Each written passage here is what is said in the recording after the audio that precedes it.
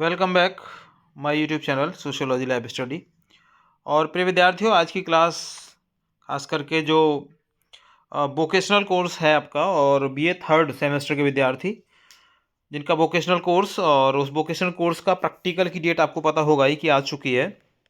Practical में आपको क्या करना है, इसके बारे में नोटिफिकेशन वोकेशनल कोर्स डिपार्टमेंट ने जारी कर दिया है।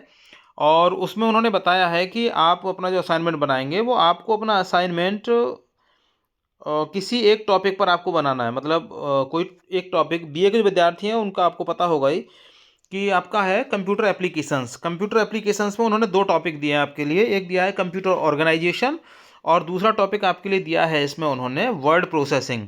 देखिए ये वाला नोटिस है, यहाँ पर आप देख सकते हैं कंप्यूटर एप्लीकेशंस के अंतर्गत कंप्यूटर ऑर्गेनाइजेशन और वर्ड प्रोसेसिंग। और जो बीएससी के विद्यार्थी हैं है ना, उनके लिए भी दिया हुआ है और बीकॉम के विद्यार्थियों के लिए भी दिया हुआ है।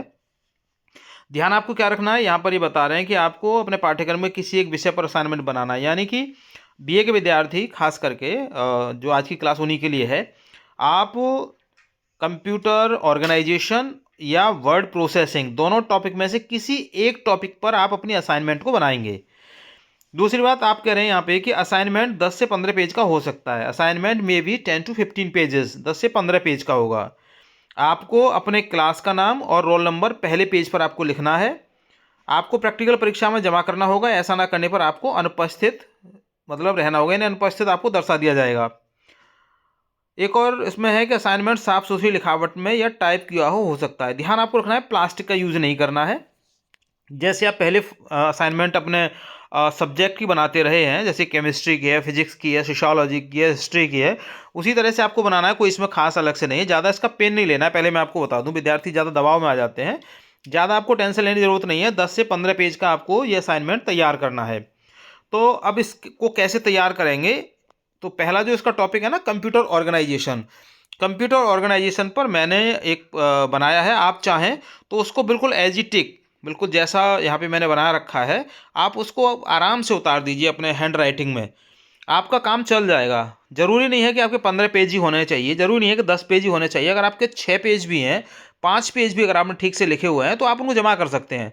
आपका पूरा प्रैक्टिकल माना जाएगा। ये आपको पता होगा ही कि मैंने पिछली क्लास में आपको बताया था कि थ्योरी 60 नंबर जो आपका पेपर हो चुका है मल्टीपल चॉइस वाला, और 40 नंबर का आपका ये प्रैक्टिकल है। तो असाइनमेंट को बढ़िया से बनाइए क्योंकि 40 नंबर का सवाल है ना। ये 40 नंबर आपको, 40 में जब आप बहुत अच्छा बनाया होगा आपने, तो आपको 40 में से 35 30 नंबर आराम से मिल जाते हैं। जब आप फॉर्मेलिटी करते हो तो फिर वो 10 12 15 ऐसे नंबर देते हैं। तो अच्छे नंबर के लिए आपको ज़रूरी है कि आप अच्छे से बनाएं। तो देखो 3 पेज तो आपके बिल्कुल ईजिली तैयार हो जाते हैं। कैसे? एक तो आपका फ्रंट पेज होता है। फ्रंट पेज में मैंने यहाँ पे डायरेक्ट बना रखा है। आप इसको फ्रंट को थोड़ा डेकोरेट कर सकते हैं। जो छात्राएं हैं इस मामले ज़्यादा एडवांस होती है, मैं उनकी थोड़ी तारीफ भी करूँगा। लड़के थोड़े से ना मैं कहूँ कि लापरवाह किस्म के होते हैं, ऐसे ही बना लाते हैं हवा में। तो लड़कियां बड़ा सुंदर से लिख के लाती हैं इसको। तो आप पहले पेज को डेकोरेट कर सकते हैं। और इसके लिए डेकोरेट करने के लिए वोकेशनल कोर्स की बहुत सारी क्लासेस मेरे इस चैनल पर अपलोडेड हैं पहले से ही। पिछले साल की। अभी भी दूसरे सब्जेक्ट के असाइनमेंट कैसे बनाए उसके भी मैंने फ्रंट पेज वहाँ पे तैयार करके डाले हुए हैं, तो आप वहाँ देख सकते हैं। इसके अलावा आप स्वयं भी आप इस पहले पेज को थोड़ा डेकोरेट कर लीजिए। हिंदू कॉलेज मुरादाबाद लिखिए, है ना, थोड़ा कर्व के रूप में। नीचे महात्मा ज्योतिबा फूले रोहिलखंड विश्वविद्यालय बरेली वोकेशनल कोर्स असाइनमेंट, थोड़ा बोल्ड कर दीजिए इसको। नीचे BA third semester computer application, ये आपके वोकेशनल कोर्स का सब्जेक्ट है। और उसके आगे कंप्यूटर ऑर्गेनाइजेशन, ये आपका टॉपिक है ना। मैंने बताया नहीं अभी आपको कि दो टॉपिक आपको दिए गए हैं, कंप्यूटर ऑर्गेनाइजेशन और वर्ड प्रोसेसिंग। तो कंप्यूटर ऑर्गेनाइजेशन पर मैंने आपको बनाया है। विद्यार्थी एक विशेष ध्यान रखें, जो बीए के विद्यार्थी हैं उसमें अंग्रेजी माध्यम के जो विद्यार्थी हैं उनकी संख्या कम है, हिंदी वाले विद्यार्थी ज़्यादा हैं। तो जो इंग्लिश मीडियम के विद्यार्थी हैं उनके लिए तो बहुत ही आसान है आज की क्लास, एकदम ईजी। उनका तो समझ लो कि बहुत ही ईजी कर जाएंगे बच्चे। होशियार भी हैं वो इंग्लिश मीडियम वाले बच्चे। हिंदी वाले बच्चों को थोड़ी दिक्कत रहती है। तो मेरा विशेष आप लोगों से निवेदन है कि आप इस असाइनमेंट को इंग्लिश में ही लिख करके जमा करें, हिंदी में ना लिखें, क्योंकि ये कंप्यूटर वाला जो टॉपिक है ना ये इंग्लिश का ही है। तो जैसी मैंने बना रखी है ना, आप इसी को कॉपी कर लीजिए, आपका बिल्कुल काम चल जाएगा 100%। मैंने पूरा पूरा असाइनमेंट बनाया है आपका। ये 10 से 12 15 पेज आपके इसमें तैयार हो जाएंगे। तो पहला पेज मैंने आपको बता दिया, ये डेकोरेट करके आप अच्छे सुंदर से बना लीजिए, है ना। रोल नंबर आपको लिखना है, नेम ऑफ स्टूडेंट लिखना है, और कोर्स एंड सेमेस्टर लिखना है, यानी रोल नंबर आपका होगा इसके ऊपर, आपका नाम होगा, नीचे कोर्स क्या vocational course, semester BA third semester, आप ऐसे लिख देंगे। पहला पेज हो गया। दूसरा पेज ये सर्टिफिकेट है, यहाँ पे मतलब आपको सर्टिफाई करना है कि ये आपने तैयार किया है। This is to certify that the assignment entitled computer organisation is a bona fide work carried out of the student in partial fulfillment of the requirements for the vocational course in computer application under Mahatma Jyotiba Phule Rohilkhand university Bareilly, MJPRU Bareilly, right. और नीचे मतलब इसमें आगे आप MJPRU से पहले आप Hindu college Moradabad भी आप यहाँ पे ऐड कर सकते हैं। मैंने यहाँ पर कॉमन कर दिया है, कॉमन इसलिए छोड़ दिया है क्योंकि हिंदू कॉलेज के अलावा भी तो विद्यार्थी हैं वोकेशनल कोर्स के, जैसे KGK के हैं, MH कॉलेज के हैं, दूसरा DAK कॉलेज की छात्राएं हैं, दूसरे कॉलेजों के हैं, JS कॉलेज अमरोहा के हैं, या मैं कहूँ आपको बरेली कॉलेज के विद्यार्थी हैं, तो वो ये सबके लिए कॉमन मैंने यहाँ कर दिया है। अपने अपने कॉलेज का नाम यहाँ पे आप ऐड कर लीजिए, ठीक है। उसके नीचे आप फिर name of student, course and semester, college का नाम, हिंदू कॉलेज यहाँ पे मैंने लिख दिया है, आप जिस कॉलेज के भी आप अपना नाम लिख लीजिए। यूनिवर्सिटी आपकी हो गई Mahatma Jyotiba Phule Rohilkhand university Bareilly. Submitted to में आप डिपार्टमेंट ऑफ वोकेशनल कोर्स करिए, और नीचे हिंदू मतलब अपने कॉलेज का नाम, डेट और सिग्नेचर, यहाँ पे सिग्नेचर वाला कॉलम आप खाली छोड़ दीजिए, क्योंकि जो टीचर होगा वोकेशनल का वो अपने आप साइन कर लेंगे इस पर, आपको कुछ नहीं करना है, आपको सिर्फ यहाँ पे अपना नाम लिखना है, कोर्स लिखना है, दैट्स ऑल। अगला पेज आ जाता है एक्नॉलेजमेंट का। एक्नॉलेजमेंट मतलब पेज नंबर आपका हो जाएगा तीसरा, पेज नंबर 3 एक्नॉलेजमेंट। यहाँ पर भी आप एक्नॉलेजमेंट में लिख दीजिए जो मैंने लिखा है, इसको बिल्कुल एज इट इज लिख लीजिए, आपका काम चल जाएगा, नो इश्यू। कुछ भी मैंने पुराना इसको पूरा प्रूफ रीडिंग करके ही लिखा है, कहीं कोई गलती ना हो। फिर भी मैं ये भी नहीं कह रहा 100% प्योर होगा, विद्यार्थी हैं मेरे, काफ़ी स्मार्ट स्टूडेंट भी हैं, तो वो अगर उनको कहीं लग रहा है तो आप उसको मतलब क्लियर भी कर सकते हैं, आप उसको करेक्ट भी कर सकते हैं। मैं भी विद्यार्थी ही हूँ, शिक्षक बाद में हूँ, पहले विद्यार्थी हूँ, है ना। तो गलती की गुंजाइश तो हर जगह रहती है, सुधार की गुंजाइश हर जगह होती है, और बेहतर करने की गुंजाइश हर जगह पर होती है। समझदार विद्यार्थी हैं मेरे। तो यहाँ पर है ना जो एक्नॉलेजमेंट है उसको लिखेंगे, और यहाँ पे नेम ऑफ स्टूडेंट और आपका रोल नंबर यहाँ पे डाल देंगे, ठीक है। आपका पेज नंबर 3 हो गया। अब पेज नंबर 4 पर डिक्लेरेशन आएगा आपका। ये डिक्लेरेशन में आप ये यहाँ पे लिख देंगे ना, आई hereby declare that the assignment entitled computer organization submitted for the vocational course in computer application in my original work, ठीक है। ऐसे करके पूरा लिख के आप इसको, और name of student, roll number, course and semester, date और सिग्नेचर ऑफ स्टूडेंट, आप अपना नाम लिख देंगे। तो इस तरीके 4 पेज आपके यहीं तक बन गए, ठीक है। अब पेज नंबर 5 आ जाएगा आपका, ये किसका, इंडेक्स का। 5वें पेज पर आप इंडेक्स बना देंगे, कंप्यूटर ऑर्गेनाइजेशन थोड़ा बोल्ड करके, वोकेशनल कोर्स, कंप्यूटर एप्लीकेशंस, और ये इंडेक्स में आपको ये 16 पॉइंट आप लिख देंगे। एक पेज आपका इसका बन जाएगा, यानी पेज नंबर 5 आपका यहाँ पे हो जाएगा।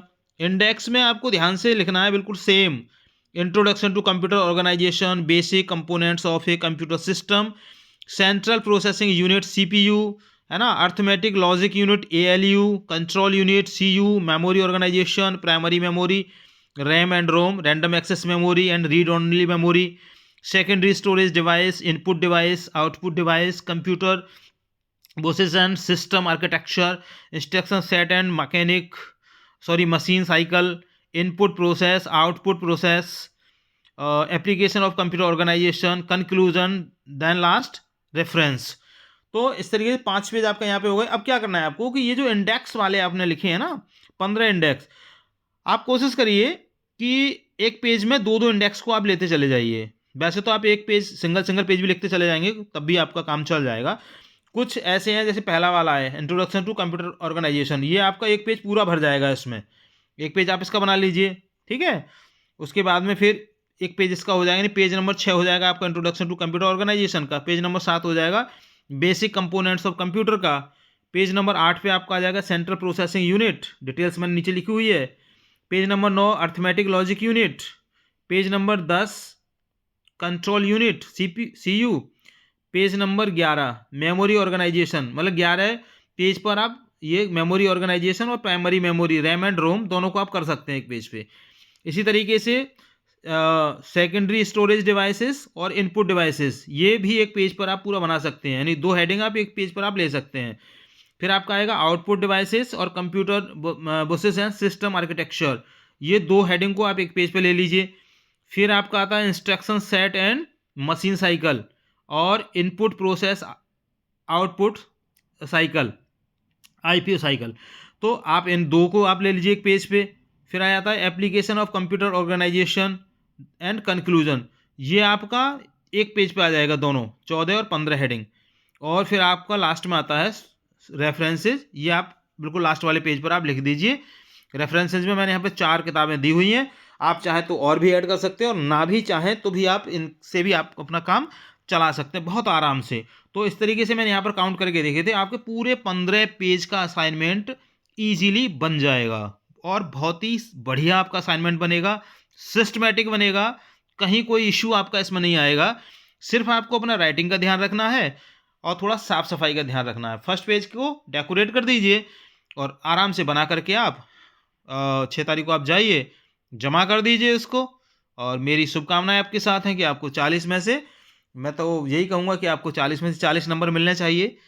जिस तरीके का लिटरेचर मैंने यहाँ पर आपको अवेलेबल कराया है, ये आपके ऊपर डिपेंड करता है, आपकी इंटेलिजेंसी के ऊपर डिपेंड करता है कि आप किस तरीके से आप इसको कितने सुंदर तरीके से फाइल का एक स्वरूप दे के फाइल के फॉर्म में आप कैसे बना के इसको जमा कर पाते हैं। तो ऐसे आप जमा कर दीजिए इसको, है ना। तो आपका काम मुझे लगता है आसान हो जाएगा, आसानी से आप अच्छे नंबर आपको मिल जाएंगे।